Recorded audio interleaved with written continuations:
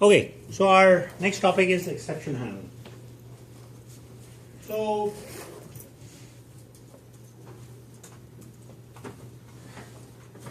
in Java programs, there are two types of things that can occur.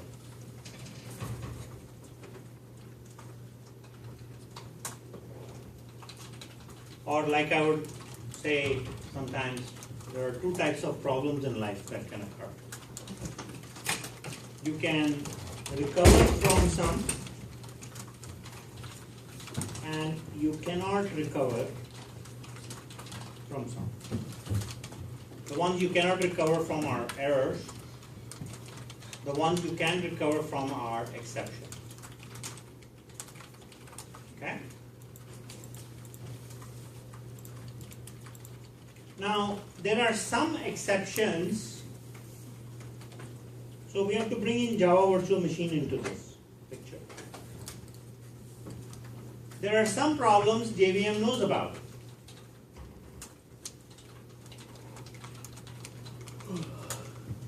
Those are called checked exceptions.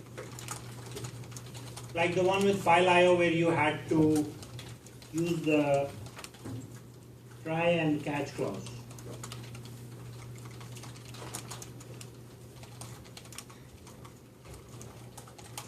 And then there are exceptions that occur that are not known to the JVM, and those are called unchecked exceptions. And for those unchecked exceptions, we go off and work with the exception class. We extend it and create our own custom exception handler.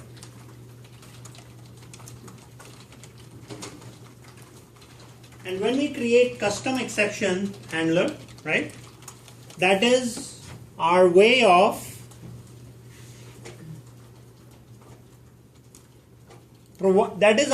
providing means for recovery.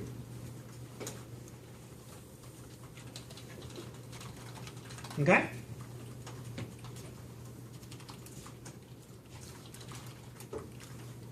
Unchecked exceptions occur for new requirements that you'll end up putting together like in Lab 4.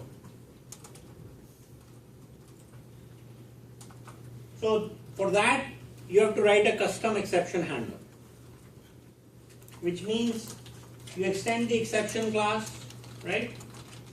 And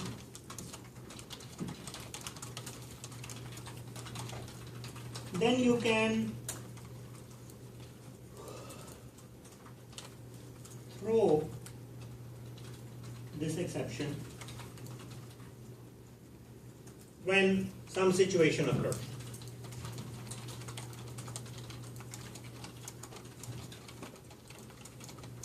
What kind of situations would warrant a custom exception?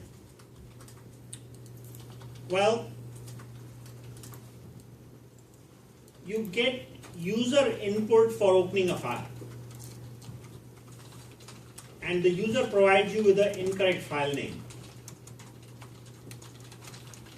and you find out about that in runtime. Then your program crashes. It creates this exception, or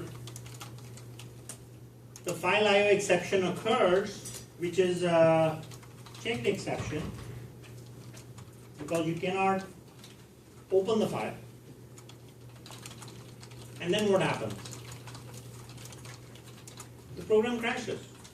But what instead you can do is, okay, if a file IO exception occurs, you can go to this custom exception and say, I want to do something about it. I don't want the program to crash. Can I prompt the user to enter another file name? So that's when you throw that exception, right? And you manage it. And then you report back so the program can try again for opening the file. This time it succeeds and you can carry on forward where you left off. So this is a mechanism for what I call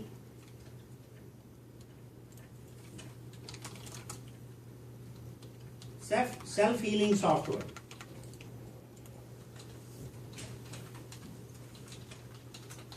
It's a really good fundamental idea, guys.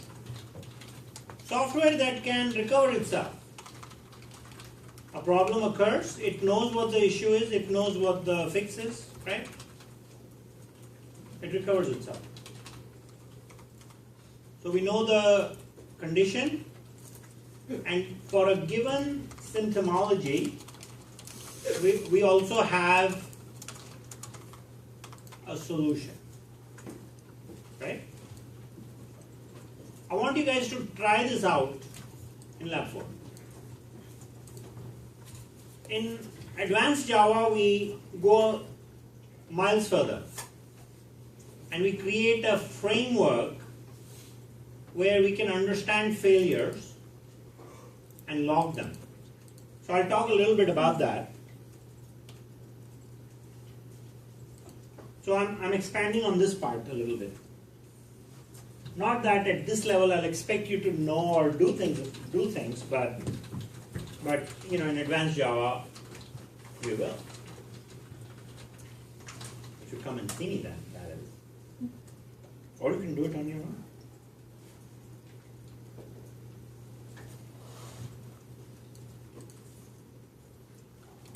What I'm about to say is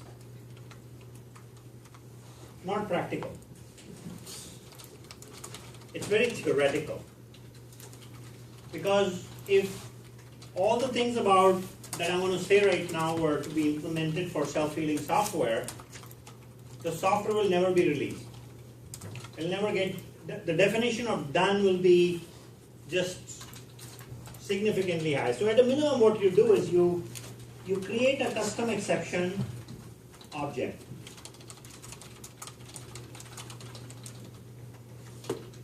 So you extend the exception class, you create a custom exception object, and you come up with a logging system. So every time a problem occurs in software, it's put into a database, into a file system, so you can go mine that information, look at it and say, these are the top 3 problems for this week. These are the top 5 problems for this month. So you create a logging system that's tied to every time the exception is raised, right? You log.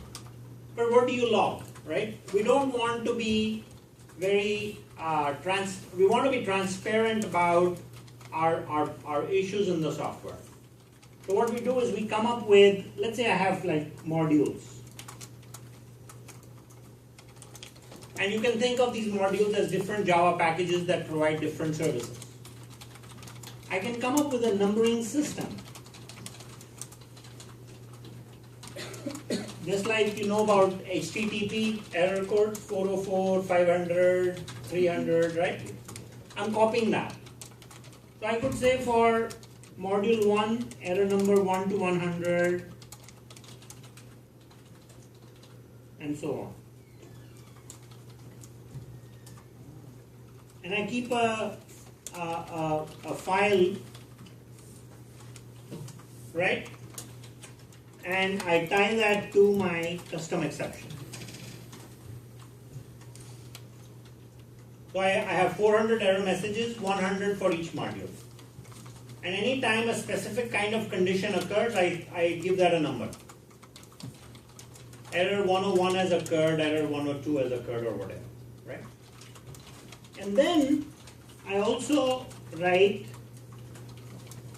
healing components. I'm calling them healing, but you can call them whatever you want. We'll call it healing 1, 2, 3, and so on. So you could have, for this group of 100, one class. For this group of next 100, another class.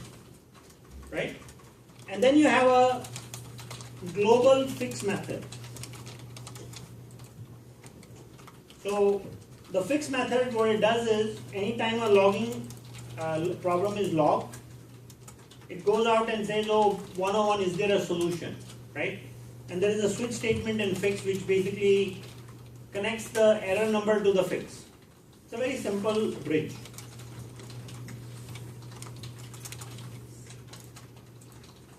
Now, it's pretty normal that when you start this off, none of this will be developed.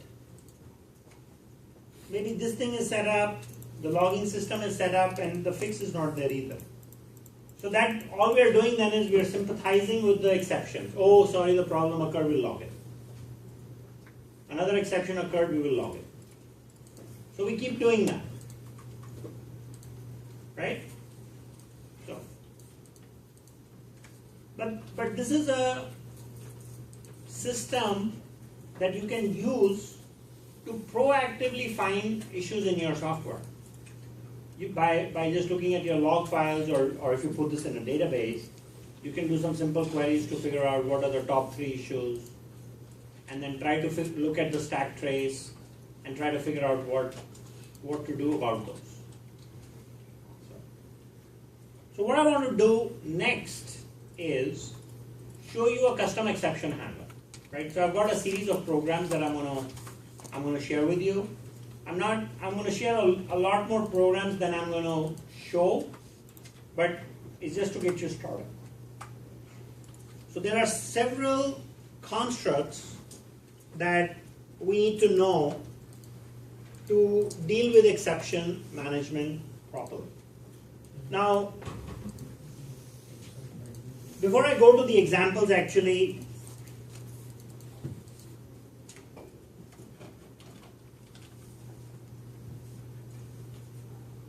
think of these 3 things.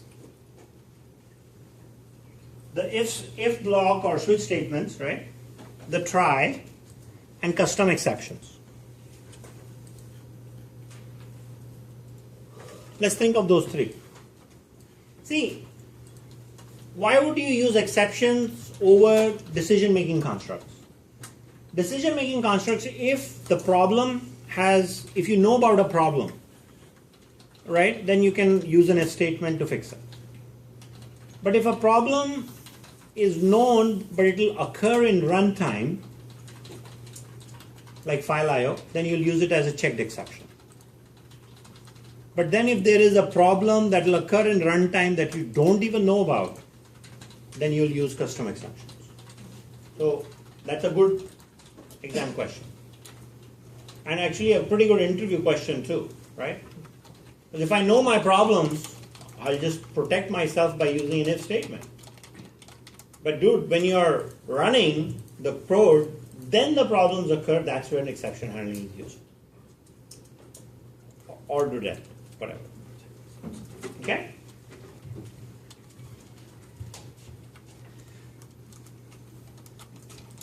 Sorry, I just have to keep making sure.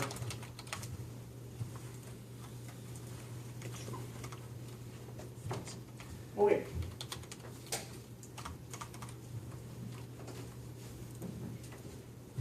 So there are good things and bad things.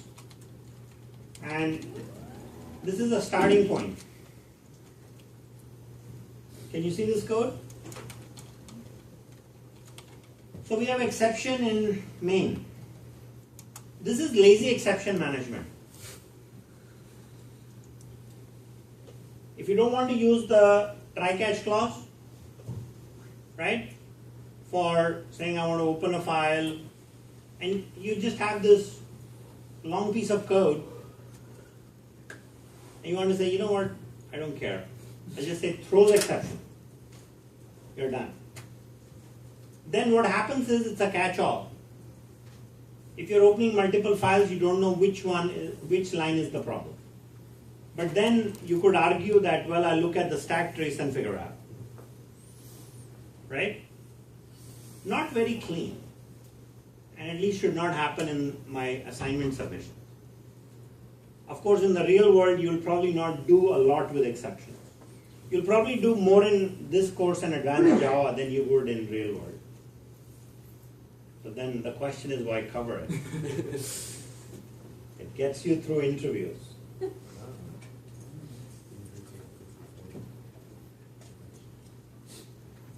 Because there are some architects out there that say, I could care less about exception. But then there are some believers of self-healing software. See, you go from right to left.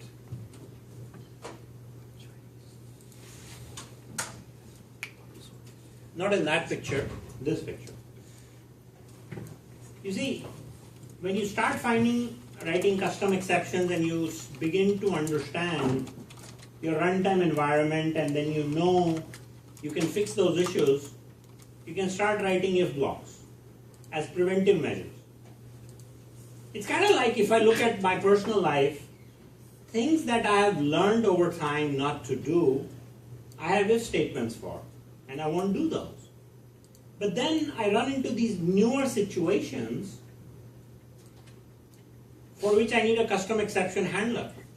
And I say, okay, well, I'm dealing with this new situation. Oh, gee, this happened. Right? That's why there are some quotes out there, right? Mistake can happen once, but never twice.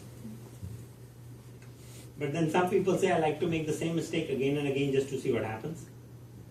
But anyway, that was just another side joke. We'll not talk about that. Okay. Just trying to keep you guys awake. So, this is bad programming practice. If an exception is thrown,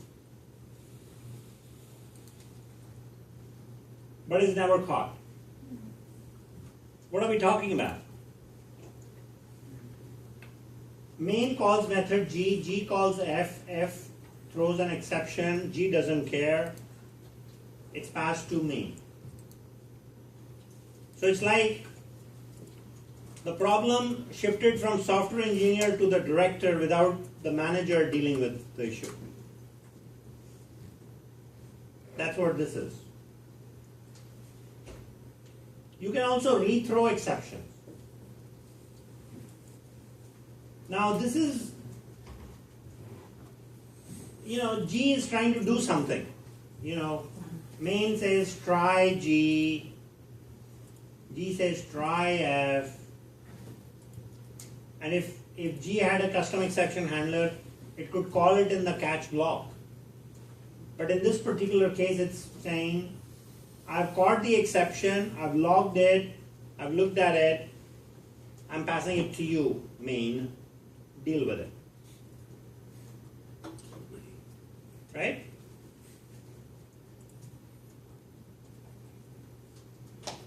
This is what you need to use, and please don't call your custom exception handler as my exception. You can use the code, but create your own class name, please. So my exception extends exception. And this is not a foolproof example. I'm going to show you one more example that you'll be able to use. But again, you'll have to change because a lot of times I look at the code and what happens is the class name I provided in sample comes back, then I look at it and it haunts me a little bit when I'm grading. So it should not haunt me, please. That could mean something else. Why does your own code haunt you? When it comes in as your solution, it haunts me. But it's good code otherwise. So we extend exception and there is message. And now if you wanted to be really nice and wanted to install the concept of error numbers and messages, you could put those as instance variables in your exception class. You could write private int error number, private int error message. When you instantiate the exception, you could include the error number and exception message as part of the information that you may be tracking. Now, an exception occurs here. This is how an exception is thrown. So, what we are trying to demonstrate here is, in method f, if there is some condition where an exception needs to be thrown, right? So let's say file IO exception occurred in the catch block, you throw a new exception. Then you would use the throw keyword like that. But it's also important at that time to say throws my custom exception class name. That needs to be added with every method where you're going to throw a new exception, because the my exception class needs to be loaded when the method is called. And that is your way of sending a message to the JVM, to the class loader, to bring in my exception class. Okay? Does that make sense? So we have method f, method g, same thing. And now we are calling method f or method g, we have to use the try block. Okay?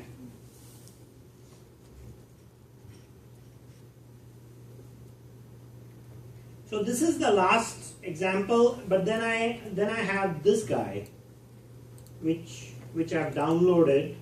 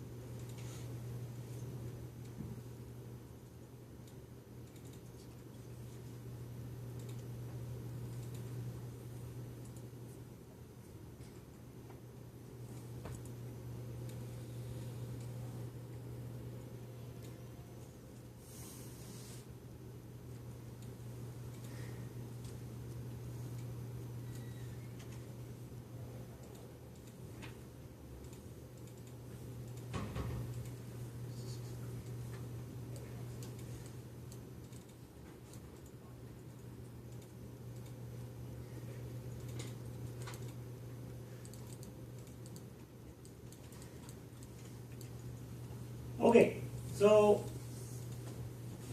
sorry, just trying to set this in a proper format so we can cover it.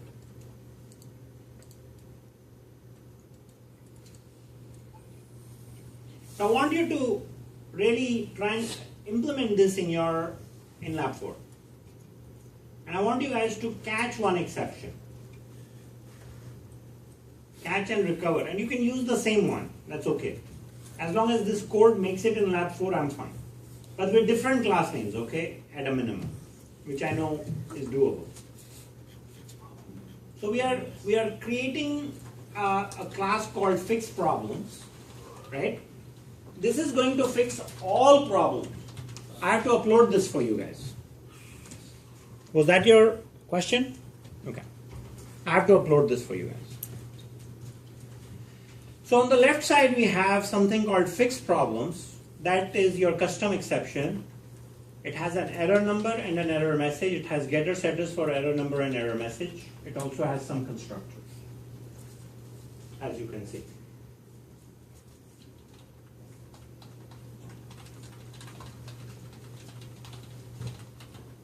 Right?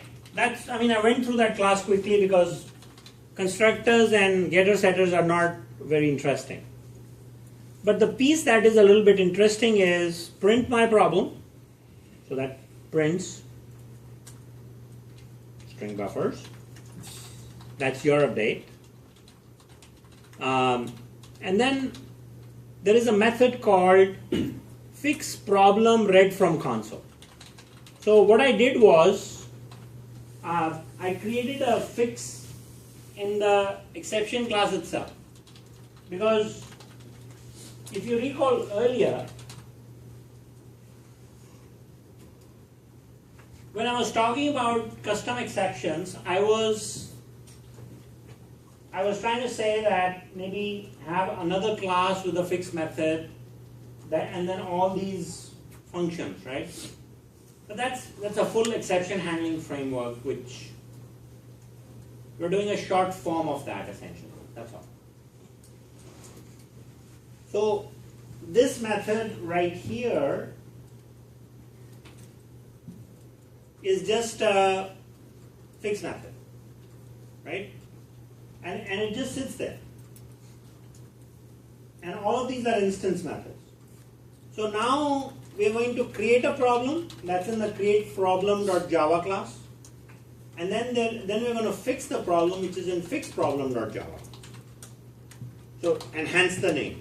That's why I say, those names haunt me when they make it in real projects, because when you say createProblem.java, it's like, dude, don't do that, please. We don't want to do that. So we have create problem.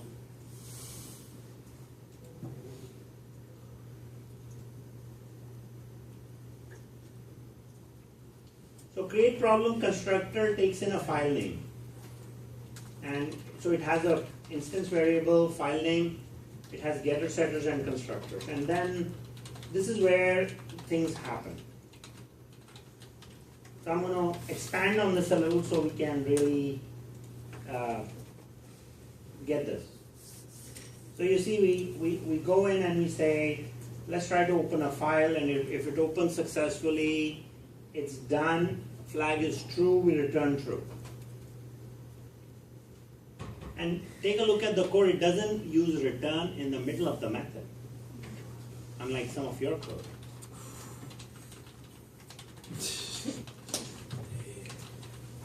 You should not return in the middle of a method. Never ever. Why? It's the same as me in the middle of a topic and I walk out of here. Right? You would not like that now, would you? Sorry, I'm just throwing a few comical elements. Okay. So we try to open a file and it doesn't work, then what happens? File not found exception. Aha, let me do something about it. So I'm going to throw a new fixed problem. That is my custom exception, right? So when I throw new fixed problem, this guy gets instantiated. See, we are only dealing with one problem today, but if you were to use fixed problems for hundreds of problems, then you could have a enumeration with a ton of error numbers and descriptors. And then you could also have a fixed method here instead of saying fixed problem. One method, you could have a fixed method here, and you could very well have a switch statement in it to point to different fixed methods. Okay, so we have seen fixed problems, we have seen create problems, right?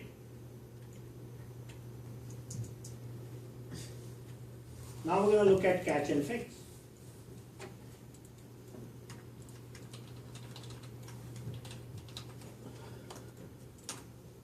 So we start our code, right, and this is neat and clean. You see, we start with problem fixed is false. There is no problem to fix, therefore it's false, right? We say create a problem with a file name that doesn't exist. We try to open the file. If it opens successfully, great. If it does not, you guys know what open file does, right? Is that still running? Yes. Open file, if that file name doesn't exist, so it will try to throw fixed problem, right? So we will go to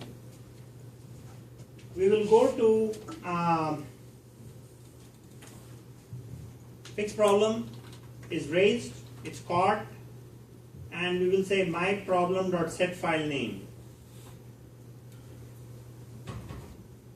So I'm calling set file name method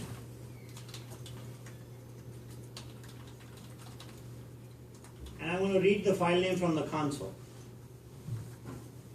Right? If I get the proper file name, my problem fixed will be false. Otherwise,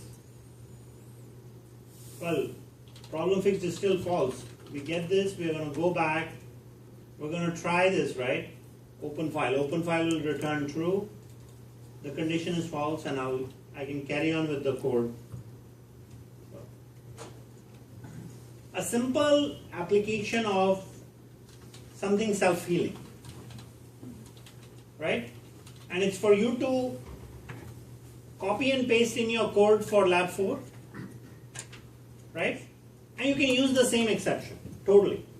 Because this is the first gentle introduction, use it.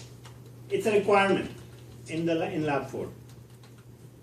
Let's implement it and then see where we go. And if you like the idea, we'll do more. For fixed problems on Java, how come we imported java.utils.array in the fixed problems on Java file?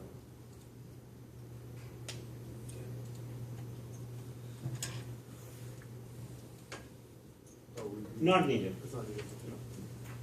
It's from another context. Doesn't apply here. Yeah. So java.util.arrays is not needed. Right? So guys, what we have just covered